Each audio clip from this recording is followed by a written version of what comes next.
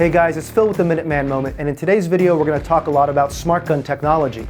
But one part in particular has nothing to do with the guns themselves. It has to do with who the people that are pushing this smart gun technology are giving their dollars to. Specifically, they're giving their dollars to anti-gun politicians. So why would the people pushing smart gun technology be giving their money to anti-gun politicians? I think you know the answer to that, but stick around and you'll find out. Imagine you have a gun. How does it work? A fingerprint?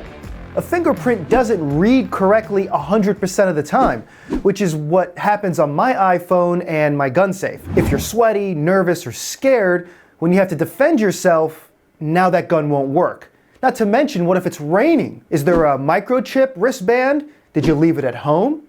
Did you charge the battery last night? Did the power go out yesterday and now your gun is dead? You just bought a gun that has way more ways to fail than a part-time gun instructor. But what's a real worry here? What's our fear? Well, it's the criminal. A criminal coming to your home to hurt you or your family. It's a tyrannical government that only a well-armed citizen can put down. Not to mention, criminals have no reason to switch over to smart guns. Let's say you ban traditional firearms. Confiscate them all. Only the criminals will have the non-smart guns for their crimes. It's ridiculous. Plus, you could just make a gun at home or 3D print a Glock or an AR-15. Also, and not that I'm expecting a whole lot of logical consistency here, but we've been told over and over again by the anti-gunners that they want to confiscate our guns.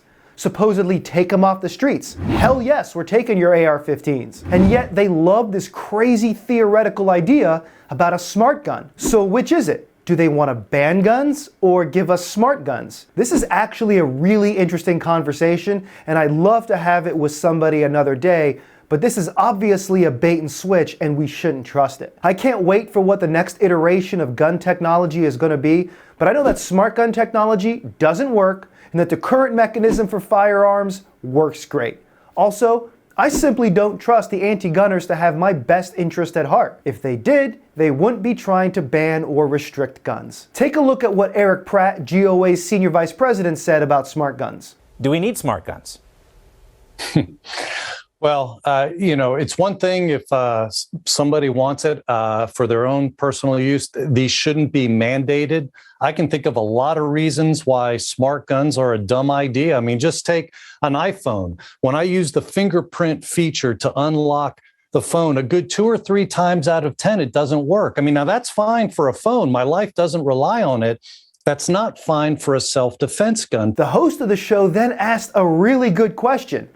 Who is asking for this anyway? Here's what Eric said. Well, the biggest market for these, or the biggest, the ones desiring this the most are the anti-gun Democrat politicians. They're the ones that try to impose this upon the rest of us. Yes, that is so right. And in a bit, I'll bring up some information I uncovered that gets to the heart of just how much this is a plot by the gun control crowd. So consider the following about smart gun technology. Does the smart gun have a fingerprint scanner? You better hope it's not raining, your palms aren't sweaty, and your hands are clean because nothing better get in the way of your finger and that scanner. Does the smart gun rely on a pin pad? You better practice punching in your code pretty quickly under stress. Does the smart gun rely on an unlock or shoot signal from a second device like a microchip and a wristwatch? You better hope that doesn't get hacked. Does the smart gun have a battery?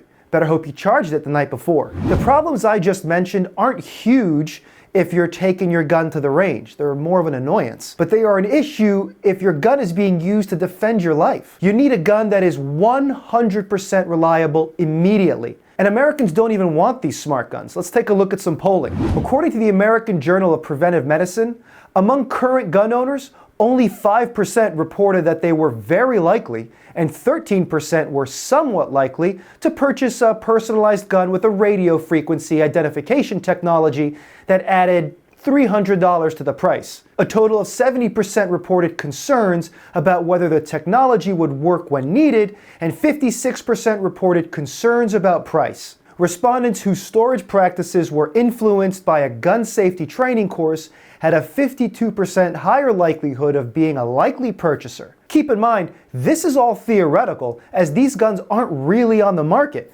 But baked into the assumption of the respondents is that these guns work every time. And even then, only 5% reported they were likely to purchase a smart one. There's also a question of price, and I imagine that that price of $300 was put in there for the purposes of the questionnaire.